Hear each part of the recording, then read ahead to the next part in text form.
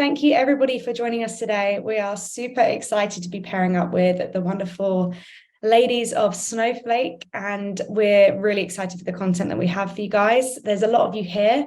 I believe you can submit questions. If you can't, feel free to follow up in using our email addresses that we'll share at the end of the presentation too. And welcome to Storytelling with Snowflake. So as mentioned, Snowflake are a wonderful Reach Desk customer, and we are really excited to cover the power of pairing direct mail with true value. So our agenda for today, we're going to run through exactly what Snowflake do, what they're all about. Hilary and Diana will take us through a value proposition high level and tell us all the fun stuff that's going on over at Snowflake. We'll run through where the teams start with campaign planning and ideation and how to begin your ABM planning. We'll move through to team enablement, so from ideation to execution, and then finish off with some storytelling with direct mail. And we've got some real life examples to run you through. So really excited to have you all here today. To kick things off, these are your hosts for today. I'm Ellie, and I'm one of the ABX strategists here at Reach Desk. I'm very excited to see you all coming online. We're just so excited to have Snowflake here and share the stories with you. And I work very closely with my wonderful US counterpart, Avery. Awesome. Thanks, Ellie. Hi, everyone. So nice to have you here today. As Ellie mentioned, we're part of our small but mighty ABX strategy team here at Reach Desk, and we're so excited to welcome Diana and Hilary to our webinar today. So I'll pass it over to Diana to introduce herself. Hi there, my name is Diana Lamott. I'm an ABM manager over here at Snowflake. I've been on the team for almost 3 years with Hilary, and I take the charge of enabling Reach Desk on our team. Hi, I'm Hilary. I lead the account-based marketing function here at Snowflake. Been around for 3.5 years, and Diana is my counterpart, really our Sendy Queen, as we call her, running the show on direct mail. So I'm leading the overall strategy, but Diana is making it happen on a day-to-day basis. Amazing. So great to have you guys here. So over a few introductions, obviously we've heard from you guys yourselves, but it would be great to get to know Snowflake a little better for the audience as well. What problem does Snowflake solve for? I'm happy for either one of you guys to take the floor here and kind of intro us to all things Snowflake. Yeah, so Snowflake is a data cloud, and we essentially mobilize the world's data. So that comes in a lot of different forms across a multitude of workloads and multitude of industries, but that's what we do. Awesome. Very, very cool. So when did you recognize, when you guys kind of built the team and things like that at Snowflake, when did you start to recognize that ABM was super relevant as a strategy for Snowflake? Yeah, so ABM existed actually when I came to Snowflake in December of 2019. And it had been around for, I think, 2 years before that. So account-based marketing has been foundational to the Snowflake marketing strategy for quite some time, and it's definitely an early adopter of the account-based methodology as a whole. Snowflake organizes our sales team in an account-based manner. So we're a fully account-based organization beyond just ABM as a marketing function, but our sales reps are account-based, our field marketers are aligned to those reps who are aligned to accounts, et cetera. So it's core to how we go to market. That's so cool. I love that. It's the dream, I think, for a lot of people joining today would be to have that kind of working function. So when it comes to Reach Desk, what was kind of the objective? Obviously, I imagine you guys did direct mail prior to getting Reach Desk. What did that look like? Why Reach Desk? Run us through that partnership that you guys have with us. Yeah, we've gone through a multitude of evolutions in terms of how we use gifting and direct mail. I personally separate gifting from direct mail. Gifting is having no expectations of a return or an action, and direct mail having a clear CTA with an expected conversation, meeting, opportunity, etc. as an outcome. So when I first joined, gifting was part of our strategy. It is no longer part of our strategy. We're entirely focused on direct mail, focused on either accelerating an opportunity, getting a first conversation, getting a conversation in a different line of business or department than we're already in, so that we're expanding sphere of influence and moving into a cross-sell, upsell motion. So we use it very strategically, but we also have decided to use it in more of a campaign form. So we do have 20 people in North America doing account-based marketing. We have 30 globally. With that comes the need for some infrastructure in order to use this in a really methodical way. So we do run quarterly campaigns that are aligned to the initiatives from the business, the Sonic Booms, as we call them, which are our core events happening each quarter. So we have and like we're going to dive into it a little bit more. We have some infrastructure that we use to help ensure that our programs are driving the results that we need as a broader business. So cool. Love it. Sounds great. Okay. So over to Avery is going to run through how you guys get planning when it comes to ABM campaigns.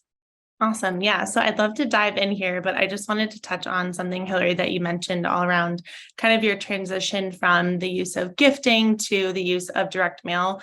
And I think what you called out there is just awesome. It's the differentiator between having a strategy and not having a strategy at all, and how you're using really direct mail as a channel to support your overall ABM initiative. So I know this is kind of a lengthy question and it covers a lot, but I'd love to hear from the two of you kind of where you begin with ABM and where you start when you're planning a campaign at Snowflake.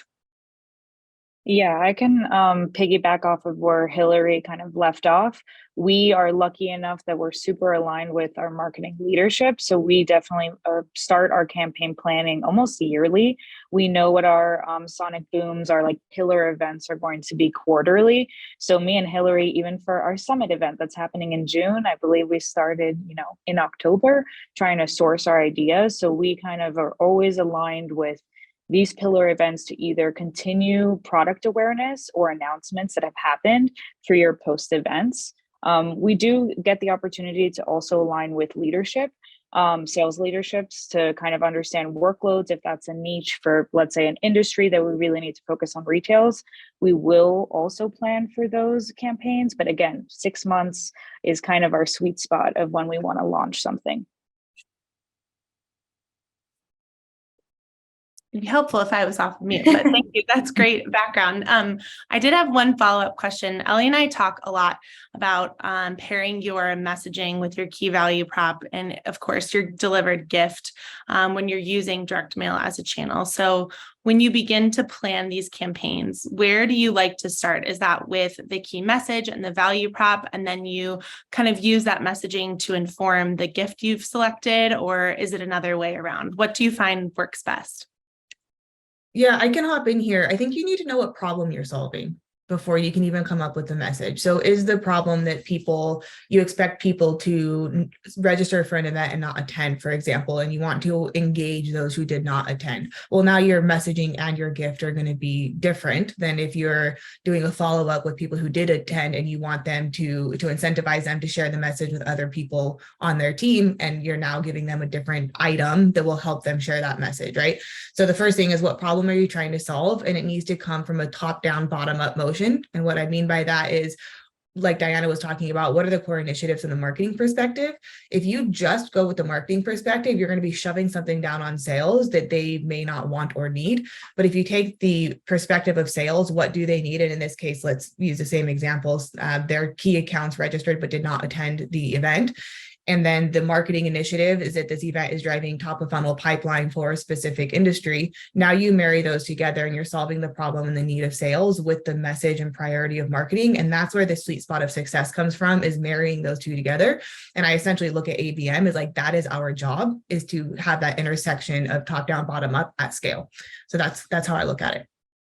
Yeah, that's great. I think the marriage of a great marketing ABM team with sales really makes for successful campaigns and touch points. So love that you've highlighted that there.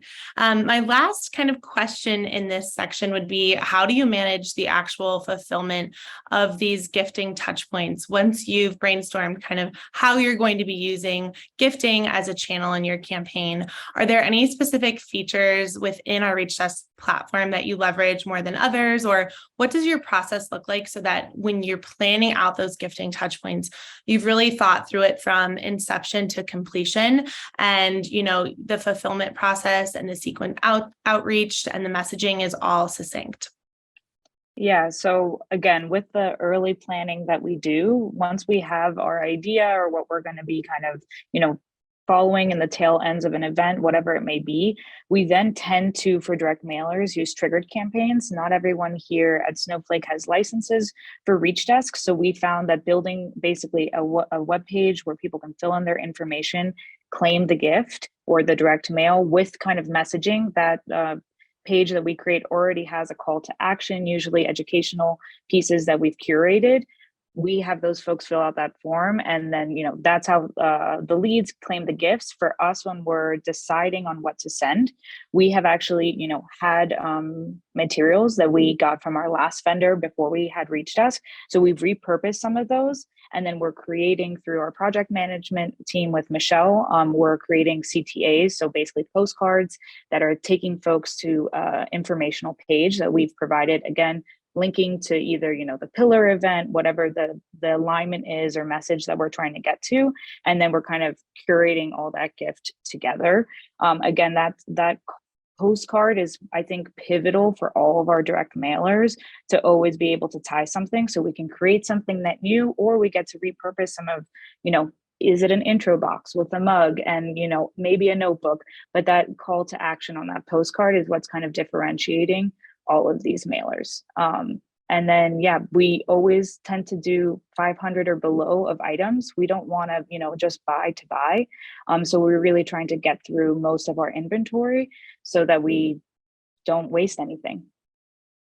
Yes, we're big advocates of that here. Also love to hear that you're leveraging the triggered campaign feature. Ellie and I talk about the value of that a lot. And I think that's just really one of the tried and true ways of kind of executing direct mail within your ABM campaign. So really great background. I'd love to just transition over to kind of discussing campaign planning to campaign execution. If any of you have joined Ellie and I in previous webinars, you may recognize a slide similar to this. So we love talking about the customer journey and really how you can develop your gifting touch points across that journey to create that account-based experience. And Hillary and Diana, I know that sometimes between campaign planning and campaign execution, there's a significant step in the middle that can often be overlooked or, not touched upon as thoroughly as possible, and that is team enablement. So I'd love to just jump to the next slide and hear from you guys a little bit about how you bring your ideas to life by empowering your team. I know you touched on it a little bit already, but what resources do you leverage to really get those campaigns off the ground and running? Yeah, so I think when Hillary and I were discussing about how we were going to execute campaigns at the beginning, we just kind of ran things, let the team know that, hey, this direct mailer is live. And we saw, there were a lot of pain points with that. So now anytime we're executing a campaign, we're building a slide deck. We're already building enablement content for the ABM team to then promote within their sales team. So basically from start to finish, why are we running this direct mailer? What's in the box? What resources do you have? Email sequence, whatever we might want to be enabling the sales team with. The link, of course, to the landing page so that they can see what the lead experience is, as well as using the Sends CSV reporting tabs within ReachDesk. We kind of directly push that onto this slide enablement deck, so that folks on the sales team can follow up, understand who has been clicking the links, who has claimed the links, who they need to follow up with. And we basically run our ABM team through that slide deck 2 weeks before we even launch the campaign with sales. Then it's up to our ABM team to feel empowered, of course, with that slide deck and bring it to their team. We find that bringing all that material, all the questions, the frequently asked questions are all answered within the slide deck. And because we've taken the time, the 6 months ahead, to kind of filter through all of our problems that we might run into, we have everything ready and ready to ship out to the sales team. That's amazing. I know you said earlier too that not everyone on your team necessarily has a license with ReachDesk. So what you do by kind of prepping them internally and almost doing an internal launch sounds like it enables everyone, regardless of whether they've got a license or not, to feel empowered to leverage the tool. And also it creates that internal awareness, which we often see, is a step that gets missed kind of in the planning of executing on a gifting touch point. So thank you for going over that. That's super helpful. The next kind of question I have to follow up here would be, to what length will you plan a campaign? I know you mentioned that you start months in advance, which I think is phenomenal and really just kind of a gold star example of how you should be thinking about direct mail. It's really a strategy, not just like hey, 1 week before, let's come up with something really cool and send it. Those are great for one-off touch points, but not necessarily for those larger ABM plays. So can you touch a little bit more on how you plan your campaigns in advance? Yeah, definitely. So I think just again, kind of we have our marquee or pillar events that we're always planning ahead, but kind of to Hillary's point earlier, sometimes it's not about post event. We kind of have to see also what is going on with this event. Do we need help with registration? Do we just need awareness of this event? And is it a very simple gift or direct mail that we need? Or is this, we have our summit event coming up. We have a lot of our product announcements then. We, of course, are already planning for, a direct mail to follow up with this event, but what's in the box is not defined yet because we still don't know what do we need to really focus on. What is our focus point as a team? So, of course, I think, I've alluded to the 6 months. We can begin ideating, start having the right materials, but then that call to action, that landing page, the information page that we have does really pivot depending on what our sales team and marketing teams need the most. Yeah, no, that makes a lot of sense.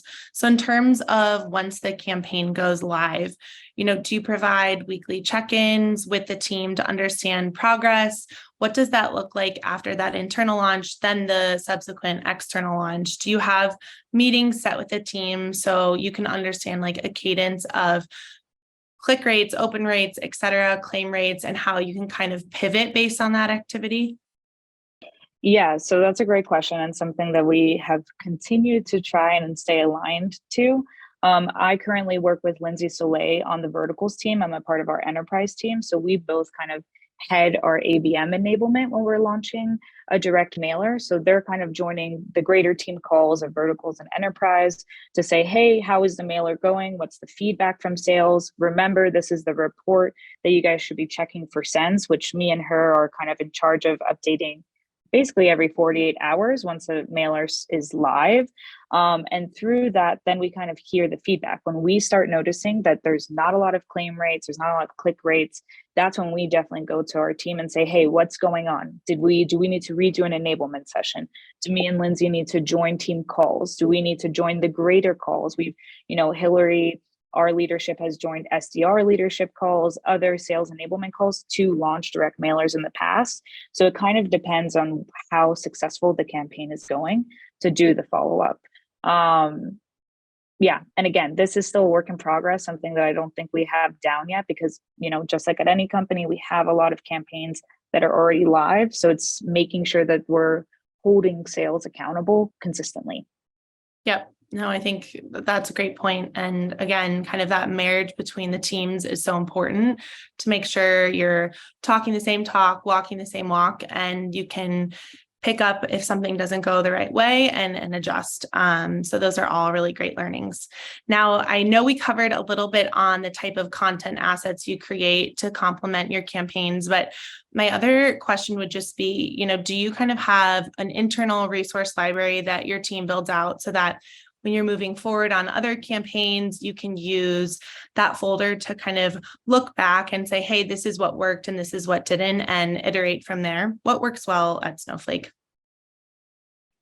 Yeah, I think, every quarter we kind of have a look back at our success rate for the direct mailers. So we kind of have like the historical data with the QBR, with the direct mailer decks already created. So folks can always kind of go through that library, see what we have done, see what they could do differently, or maybe repurpose and reuse.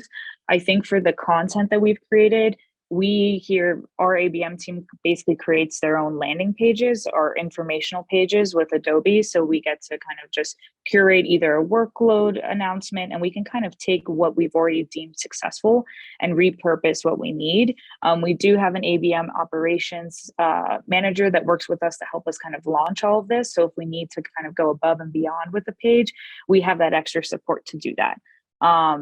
That has really been the most successful thing, I think, with building campaigns is kind of like being able to, now that we've been doing this for over a year with Reach Desk, kind of replicate what has really been successful, and then the one-off experiences just bucket as like, this is not working, we're not going to recreate this or redo this. Yep. No, and the tried and true ones, if they're working, if it's not broken, you don't need to fix it. So you can go back and kind of repurpose, change the messaging, as you mentioned. And really, it's all about, you can repurpose gifts as well. Change maybe the mailer that goes in there or the note card. So all really great insights. Thank you so much, Diana. Now, Just yeah, really quick, you reminded me of something that a prior boss told me when we had messaging that had been used for a long time and the team had said, we're tired of it. He said, are you tired of it or is the audience tired of it? So if you have a tried and true campaign, maybe you're tired of seeing it, but if it's a new audience member receiving it every time, you don't have to change it, right? Yeah. You can continue to use it. So I thought that was a good question to ask when you're looking at campaigns that are working. Sorry to interrupt you. No, that's a great point. I think internally we do get tired of seeing the same things, but the audience changes. There are new people that join, different prospect accounts, et cetera. And so they've not seen it before. And again, if it's working, keep at it. I love that. All right, so now I'm going to transition to, I think, all of our favorite kind of section of this webinar, the power of storytelling with direct mail. Over to Ellie. Cool. Thank you so much. All of that. I'm still soaking it up, and I think Avery and I need to apply it to some of our stuff as well. I think everybody knows that cupcakes at Reached Us is the thing that definitely isn't broken for us. Like, it works well. We might be all cupcaked out, but the people that are receiving them aren't. So definitely won't be changing that. Power of storytelling with direct mail. So we've talked a lot about the processes, operational, how do we get the team looped in and excited about a campaign? But also the importance of storytelling has to kind of be mentioned, because you guys do an incredible job of that at Snowflake and really tying your value proposition to the relevance of the gift. So would love to dig into that a little bit more with you guys. Obviously, with your value prop that you mentioned earlier, and you guys have handed over a great campaign that you've done recently, would love to dip into that and run through how great that was and what you kind of learned from it. So your Snowpark campaign, I believe. This is the gift that you kind of pulled together. I think you mentioned earlier, Diana, the fact that you guys reused some items. Were there a couple of items here that you already had stocked and you were looking to kind of repurpose? Yep. Yeah. So for our Snowpark campaign, me and Hillary had water bottles that we knew we needed to get through and some rechargeable portable chargers. So we got to reuse a lot of it, but this got to be our first initiative send that we got to get a mailer ourselves that inspired us to do this mailer. So the bag was actually repurposed as like the mailer packaging itself. So it got to be our first sustainable mailer that we got to launch. So it was really awesome, not only to repurpose and reuse some items, get some new items, and have like sustainable items all within one of the same mailer. That's amazing. I think Avery and I, especially, we see this with clients so often now. Everybody's looking to be that little bit eco-friendly. And I think not only are companies trying to make that effort, but recipients are looking to receive something that isn't just going to be sitting and end up being thrown in the trash. So I love the fact that you guys have kind of gone down that route with this gift here. So let's get into the details of the campaign itself. I would love to hear a little bit more about what the goal was with the campaign, how you kind of brought it all together, and run us through some key learnings as well. That'd be great. Yeah, so I think Snowpark, kind of like to what me and Hillary have been talking about, Snowpark has been a huge initiative. It's a product here at Snowflake. And so we were behind sales and our marketing leadership to promote Snowpark specifically within our customer accounts to make sure that they knew how to leverage it, what it was. And when we were targeting both business executives and technical leaderships, because for Snowpark, there are kind of two ways that we could be looking at this product. So we kind of divvied up our messaging and our CTAs, our landing pages that we created for those audiences. Our goal was to not only have people talking about Snowpark, people engaging with net new material about Snowpark, but also having meetings with reps about Snowpark. So this was a larger campaign that we kind of came in with just the direct mailer that ABM was already running across the org when targeting Snowpark messaging across all customers. it was really awesome. Our success measures were booking meetings, if opportunities were open specifically for Snowpark, and also what engagement looked like outside of the mailer, but with Snowpark content with those leads. Learnings, there was a lot going on this quarter. It was like Q1, Q4 are very busy quarters. So there was drop-offs from sales and ABMers to kind of get people engaged. But once we kind of did that refresh of me and Lindsay coming in to say, hey, we need to kind of, check in what's going on here. We did see over 300 claims of the gifts. We saw like an increase of engagement in Snowpark content for those leads by, 20%. Our meeting rate was pretty low at 12%, but I think there's a lot of leads that we still have sales that needs to follow up on. So I think that that's like a lead list that we got to fall back on with sales to be like, hey, all these people raised their hands. Let's get after them. Mm-hmm. I think just on that as well, I believe some people get a bit nervous when a campaign doesn't look like it is performing as well as they expected to dive in and start changing things. But I think the way you guys handled it with a refresh and actually just reminding people that we have this collateral, we have this content, and kind of re-engaging your internal teams is so key in these bigger campaigns. Because our SDRs and our customer marketing and our customer success managers, they all have so much on their plate already. And as you guys do so well, empowering people and refreshing their memories that this campaign is happening and these leads are warmer than you think. So let's get on it. I think that's a really great learning. Anything for the future that you think you will change going forward? I think one of the biggest things that we have to continue doing is holding sales accountable, but also holding our ABMers accountable. Data is so powerful and kind of leading the story of what is a success and what is not. So kind of taking this and again, repurposing it and making it stronger. So for me, it would be, my takeaway from this is that Lindsay and myself, again, busy quarter, but we need to kind of be updating those lead lists like weekly. We can't wait for the month to be over because those leads get cold very quickly. So how do we kind of accelerate that time for a sales rep to then respond to a lead coming in? Clearly, again, reps don't have licenses with Reach Desk, so we only have the triggered campaign. So that is kind of like a manual push of that sends CSV into Google Sheets and then out to the sales team. So kind of being able, again, future state maybe with Reach Desk of how we can kind of get that data faster to the sales team. Yeah, I think that's great. And in terms of the gifting and things like that with Reach Desk specifically, totally open forum. We've got a bunch of customers on here who will be nodding away, so you feel free to let loose. But what kind of things have you learned from using Reach Desk as a platform? Is there, in a dream world, would you have all reps with their own user licenses? Obviously, that's not feasible for every size of company. Or do you think trigger campaigns are a good kind of route for you guys? I can hop in there.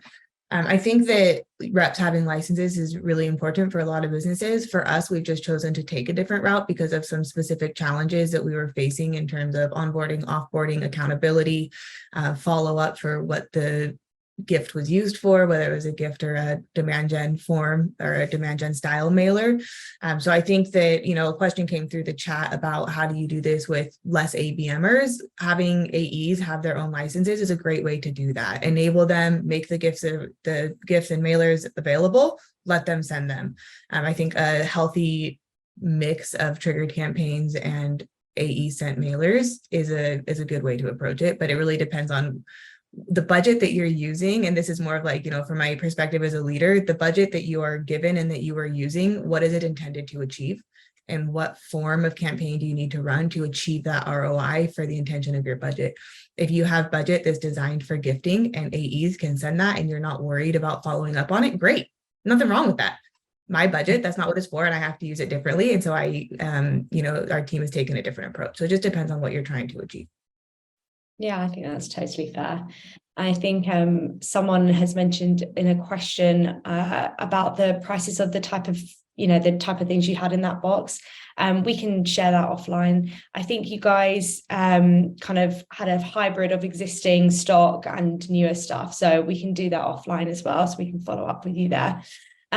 Great. Well, thank you so much for sharing the Snowpark story. I'm really excited to see other campaigns like this, especially reusing and repurposing, I'm all for it. But yeah, I think it's just an excellent campaign. I love the look of the gift as well.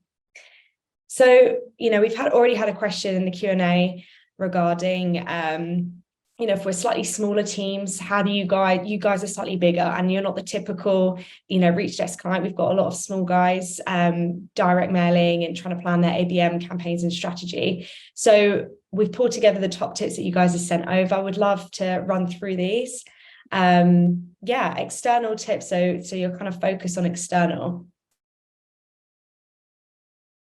Yeah, this is my passion project here in terms of the storytelling side. So I'll take this one. But if you think about the snowpark example we just gave, the theme was hit the ground running. And in the box were Bombas socks, which also have a buy one, give one homeless component to it, where they're helping homeless to have the socks that they need for warmth and safety. It also had a little like pineapple bar transparently. One of my best friends, her daughter loves those. So I was like, I know that those are good. And then it had the bag, of course, as well as the water bottle. So everything connected to this theme about running, right?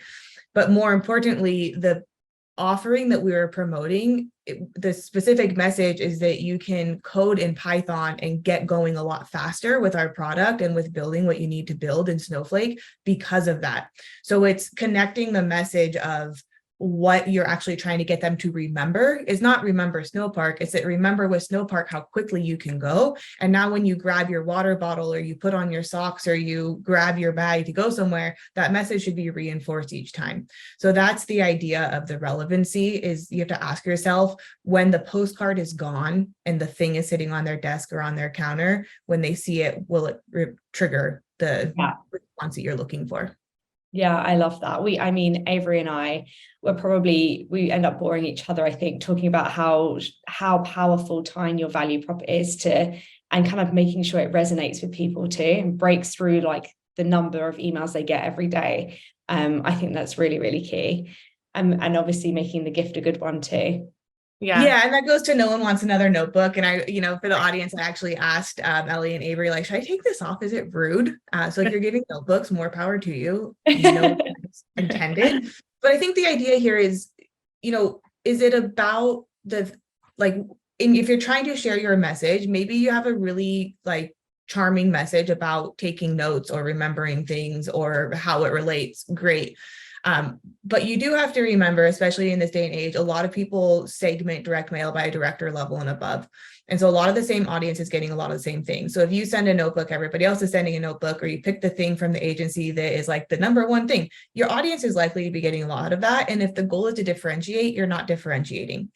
We have also a sustainability approach that we're paying attention to. So there's that side of it from the notebook perspective. But I would think about put your customer first and your audience first. And how can you, surprise and delight them with something that is going to, that they actually want. I don't know how else to say it. Give them something. Yeah. I think if your audience wants notebooks, you give them those notebooks. I don't think ours does. I think it really comes down to knowing your audience as well, like your ICP, and really digging into that persona. Like you can reflect on the data you have and really digging into like, what does that type of person need?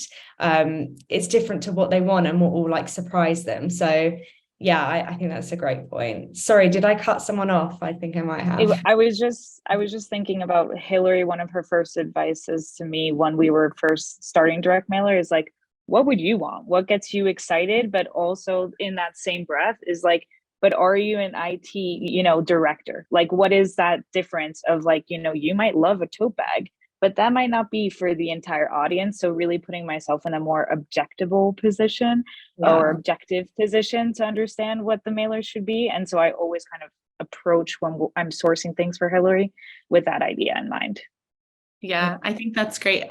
The reason for all of you joining us today, we are calling this Storytelling with Snowflake, is because when we were talking about kind of those external tips, the light bulb came on of, well, yeah, you're telling a story, right? Like that is what you're trying to do when you're leveraging direct mail as a channel, whether that's in your ABM campaigns, whether that's for any approach, if you're using Reach Desk for sales, if you're using Reach Desk internally for your people teams with customer success. So it's all about how you can tell that story with obviously really strong messaging and then a great direct mailer. And I know this isn't listed here, so I'm kind of taking us out on a wing, but Hillary and Diana, oftentimes we hear clients ask us, like what gift will really resonate with a certain persona, whether it's an IT persona, whatever it may be. Do you have any advice for kind of our attendees today on like really where to get started in terms of brainstorming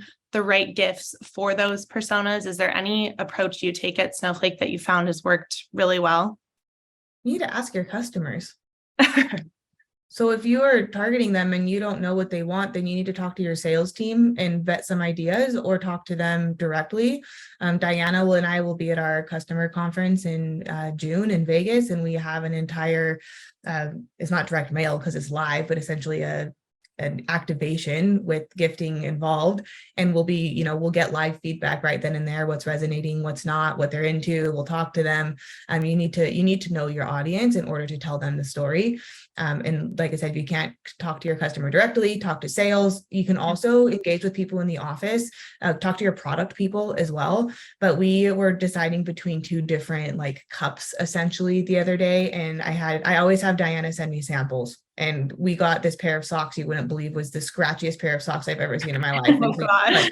Make sure you send samples because what it looks like online isn't always in person. Bombas are great. It wasn't the Bombas. But we got these two cups, and when we ordered them, I actually liked one of them, and we got them in person. And the one that I had asked for was because it was less expensive when we were trying to keep our costs down. And I walked through the office with the two cups, and it was unanimous, that one. Right. And it was like, okay, well, the group of girls who are all millennial women liked this one. But then when you take it through the office to multiple different teams who are all working with our target audience, well, it leans more masculine and can, apply to more, like this one had like a handle and it's kind of like a Stanley style. It's more rugged. And so you can also just literally walk through your office or go on Zoom or talk to other people, ask your significant other, for example, like go get people's opinions. But yes, I went to school for advertising, and I say you are an audience of one. So your opinion is not it. No, as much as we might think it is. Yeah. It's so true. That is so true. And I think that kind of leads nicely into like succinct and lighthearted. I think often with a gift, some people do really overcomplicate that process of choosing the gift. And, I totally agree. Do your research, try and get to know your persona as much as you can, and get your samples locked in so that you're not having scratchy socks with you forever. But making sure that your kind of gift is speaking for you, I think is really key. And often we see gifts paired with a really lengthy sales pitch, and it's just not the way to engage. Like you can let the gift do a little bit of the talking and lead people to find out more from you, I think is really key as well. So I think, it ties in quite nicely with what you're saying as well. And when all else fails, send cupcakes, because everybody likes cupcakes. Exactly. You are, unless you're like a Fitbit health company or something. Even then, I think they want cupcakes too. Yeah. Cool. Okay, so some internal tips, the way you guys function internally.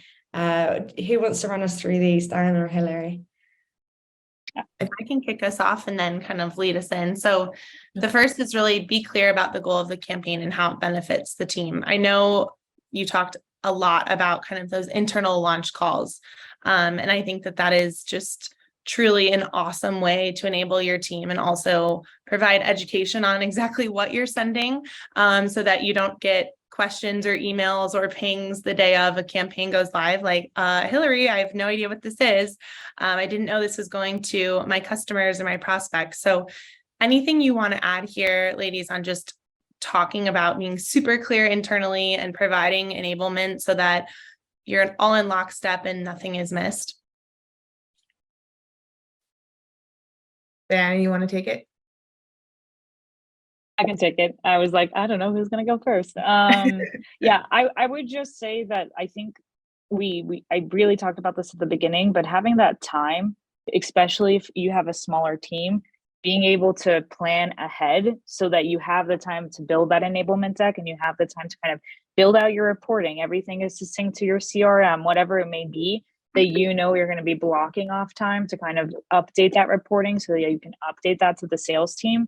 I think having everyone being held accountable is super important. And, that's something Hillary has taught me here, is that if you just speak to sales and you don't have something that they can look at, kind of refer back to, if they don't understand what the gift is for, how will the prospect or the customer understand, you know? So I think that like building that time for yourself to build that alignment is important. And that's where kind of like this rinse and repeat idea can come in, especially if something is working. Then, you know, maybe the one thing that you change is changing the information that you're putting, the CTA. You know, I know that Hillary and I have definitely talked about, sometimes Hillary has received an item and she's like, I don't know who this is from, I don't know why we're getting it, you know, and answering those two questions, making sure sales knows those two answers is going to make sure that your team is successful. So yeah, why, when we did this last time, what did it generate, you know, and how can we use those successes to kind of expand in other successes? Yeah, no, that's great. I think that hits on the second bullet. Like, you cannot be overly prescriptive with what's happening when and the actions, because, you know, the better informed people are, the better everything goes off without a hitch. And you can kind of iterate as things go on. I know we have a question from the audience, and Hillary, I see that you've kind of pinged as answering live, and this goes really well with leading with data. So I'll let you kind of answer the attendees' question in terms of how you do that at Snowflake, and really any formulas you use to see ROI. Yeah, so the first thing I'll say is we look at quarter over quarter or send over send. So we as a team are really focused on our own benchmarks and our own success rates, not necessarily industry. So typically we are looking at a 20% meeting rate as our goal. So that's typically the goal of our direct mailers, is to help the sales and SDR team set meetings. So we want of the mailers sent to get meetings in place with 20% of them. That's kind of our idea of good. That can go up and down depending. If it's a customer send, it might be different, right? That might be a much higher rate that we're going after. In terms of calculating a response, in terms of response rate, so I'll go with claim rate for this, because this is a new thing since COVID, right? That it's all of a sudden people have to claim them instead of showing up on their desk. We target around, or we expect for around 50% of people to claim them, but my goal is 100% liquidation. I don't want any leftovers. And so that's the direction that Diana and the team is. If you know, when you're ordering that number, you need to plan on getting rid of all of them, because the longer things sit in inventory, they become irrelevant. Branding might get old, whatever it might be. We want to really leverage these. And we also don't want money just sitting in our reach desk warehouse just for no reason. And then the rest of the question is, how does the formula change as each contact falls in and out of different buckets in their respective funnel? So for this one, the way we use direct mail at Snowflake is typically around a point in time or some sort of announcement. So it's less about the funnel. In other instances where I've done direct mail in the tens of thousands at previous companies across the funnel, we would create automated segments. So we would set we use 6 cents at the time. You can do this in demand-based terminus, all kinds of different tools, but you can create a segment based off of different engagements or stages within Salesforce, and then that would orchestrate what advertising campaign they'd be in, which direct mail piece they'd get, etc. So I think it's just about segmenting your audience in a more holistic way, and then understanding as that segment moves, what are the triggers. You can also use orchestration tools like Workato to help trigger those types of things, or perhaps Reach.us, you guys might have a integration as well to trigger upon like a stage change. I think that answers that question. Yeah, no, that was great. I think we have 2 others that kind of came in here just talking about seeing success with similar ABM campaigns for prospects with the goal of generating new opportunities. So these could be cold prospects or warm leads that have just not converted. Do you have any experience or campaigns that the 2 of you have run in the past where you're seeing success kind of enabling those sales teams with some DM touch points across that sales lifecycle? Yeah, we actually use eGifts a lot for this, and it'll be, Diana can remember if it's in the second, third, what touch it is. It's not the first touch from an SDR, but we find eGifts help. Third, okay. We find eGifts help break the ice, but interestingly enough, they actually help retention rates more than anything.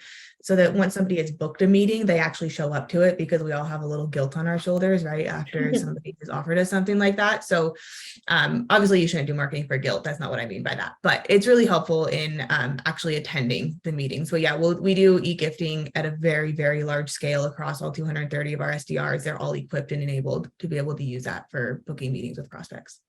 Oh, that's cool. So I think this kind of helps answer the last question too. It's, are you incentivizing setting the meeting or once the prospect or customer attends the meeting? And I know you said it's kind of good to get them as an incentive, but also offer like, hey, enjoy coffee on me or lunch on me. And you're not asking really for anything in their return. It's just, I'm really looking forward to seeing you. You've booked a meeting or a demo, catch you in an hour or so. But do you see any success post meeting? Maybe this is something you leverage more so in events. Like, where do you find kind of that post meeting, thank you for your time touch point to work really well? That's not part of our strategy at Snowflake. Okay. So not that there's not a place for it in marketing, but all of our mailers are connected to a CTA and an action requested. The sales team does have a budget externally through another tool that is not held accountable to the same expectations that they can send that type of follow-up with, but my team's focus is pipeline generation. Cool. Yeah, love that. I think we have a few more questions left if we're good on time just to keep answering these. So the next one comes from Stephen. What have you done, regardless of using ReachDesk or not, for stalled opportunities in the pipeline? Anything that's worked with ReachDesk, without, that you can speak to from an ABM perspective? I think it depends on what the campaign direct mail is, because Snowpark, that is basically something that we created, of course, for customers, but also with prospects. So these were customers that already had, an opportunity clearly open, but here at Snowflake, we have a lot of different business lines we need to break into, and that does create new opportunities. So it's kind of like a pitch to also break into different parts of the account. I've seen that play a lot actually with past mailers that we've done, not always for customers, but just kind of like, hey, we really need to get in front of this director. We had a book club in a box send that ended up, one of my prospect accounts like over 7 months ago. They had a new hire as the director of data. They sent him that box and he ended up building his data strategy out of that like book club in a box. And that was amazing, and again, then they became a customer. So I think it really depends on customer or prospect, where opportunities you're looking at and what is the goal, kind of like with all of what we've been saying of like, if it's been stale, do we need to target net new folks within that account, or is it the same people with a new message? And I don't know, Haley, if you want to add anything. Yeah, I'll follow up too that there's a really good one-to-one play here, and it depends how you're resourced and how your ABM is set up if you have any. But well, if it's a really large account with multiple subsidiaries or lines of businesses that we're working on and it's a stalled opportunity or we're trying to grow the account, we'll also create a direct mail send just for them that'll be branded for that account. It's specific to, for example, if the head of IT, and this was an example from a while ago, loves Post-it notes and that about them and their kids are interested in STEM, then you have the opportunity to send them some like STEM boxes for their children and custom sticky notes with your logo on it. So depends on how granular you want to get. I think those are the best ways to unstick opportunities, is to show that you know the person and that you want to connect with them directly, as opposed to a more of a mass approach. Yeah, I love that. I have a follow-up question, Hillary, for you on that. Who do you have actually send that gift from a Snowflake perspective? If someone were to send those sticky notes and like a really cool STEM kit, a lot of times we hear like, who's the right person to send? Do you enable your sales team, or does that come from an ABM perspective? Yeah, that's sales, and sales needs to provide that insight that they Right. have some sort of knowledge about the individual, so it's not entirely cold. And if an opportunity is stalled, I would think that you're engaged to some degree because there's an opportunity that's open. Yeah, we like to use like the 3x3 rule. So spend 3 minutes to find 3 things out about, the prospect or customer, whatever it may be. LinkedIn stalking, little Googling. It really does go a long way. And then you can tailor message and the gift to the individual. And just to add to that really quickly, I'm not sure, Stephen, if you have the capacity on that one-to-one front, but Avery and I have a lot of resources on those kind of stalled conversations where things have dried up and you're looking, at a very long sales cycle. We have some creative templates and things like that you can apply to low value gifts. So the risk is a little low. It's just keeping that nurture there. You can pair it with really great content. Maybe there's been a new case study release and you think it's really relevant to the persona that has gone a little cold. So we'd love to help you out there. If it's of interest, I can always send you a follow-up post-webinar. Awesome. All right, we have a few more questions left. This is so fun. I love that everyone's engaging. Thank you so much. This one comes from Tanya. The question is, are the campaigns global, and do you see a different claim rate in the US versus Europe?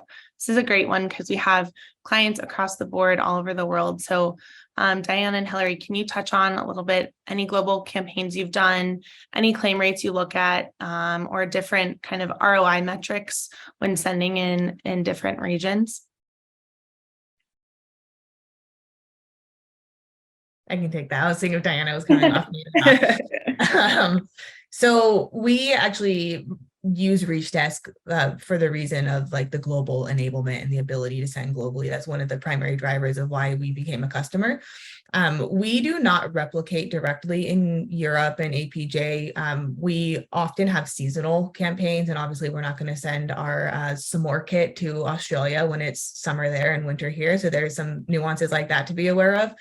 So we enable the global teams. I have counterparts in APJ and in EMEA, and they can either leverage the same bundle and order on their own. They can order it from our same vendors, however they want to do it, and then they can roll it out. I can't speak to the claim rates over there. That's something we can follow up on if needed.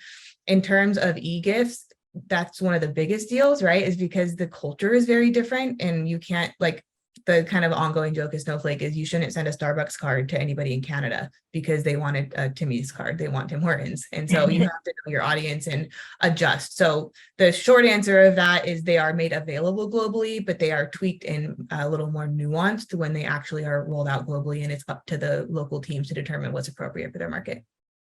Yeah.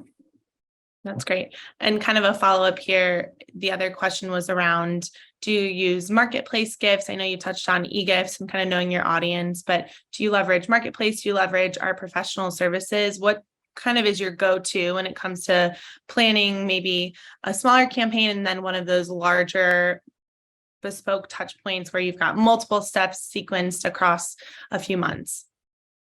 Yeah, so I think with Marketplace, we actually just started dipping our feet in that water.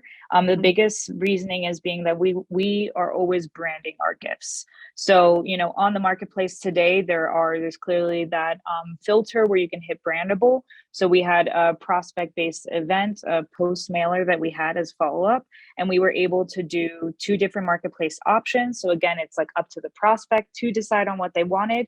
And it was brandable with a call to action within that gift. To build that out, it did take a lot of time because basically, you know, even the vendors we ended up using hadn't really had customers like us ask them to do that. But it was a great learning lesson for us because we, you know, for the claim rates we had a 22% meeting rate in prospect accounts. Wow. Even though there weren't that many claims, it was still a very high metric of meeting rates. And we were able to just, you know, we spent what we spent, but we didn't have extra items like sitting in our inventory, which was amazing. For professional services, kind of, you know, again, working with project management, we are very much enjoying and facilitating getting ideas and items through ReachDesk, through Michelle. She's been amazing for us, you know, and Hillary can maybe speak to Night and Day and some other experiences that we've had when being able to kind of understand what is available, what we could source, and at what cost. But yeah. Love that. I think that's a great meeting rate, really. That's really good lesson. Very impressive. Amazing. All right. Well, questions. Sorry, go ahead, Elle. No, I was going to say, I don't think there are any further questions. We answered them all, guys, in the time as well. Well, thank you so much to both Hillary and Diana and everyone who have joined us today. This has been a fantastic session, and we've loved just kind of talking with you about the power of storytelling at Snowflake. So we really appreciate everyone's time. We would love to hear from you. So please connect with us on LinkedIn. Hillary and Diana share some awesome LinkedIn posts of campaigns they do throughout the year. So definitely follow them as well and reach out to Ellie and I if you have any questions or are looking for some great content really to enable your teams on where to get started with gifting and kind of building that account-based experience across your customer journey. We will be sending a post-event email with a survey. We really appreciate your feedback. It will take just a few minutes. So thank you so much in advance. We hope everyone has a great rest of the week. And thanks again for joining us.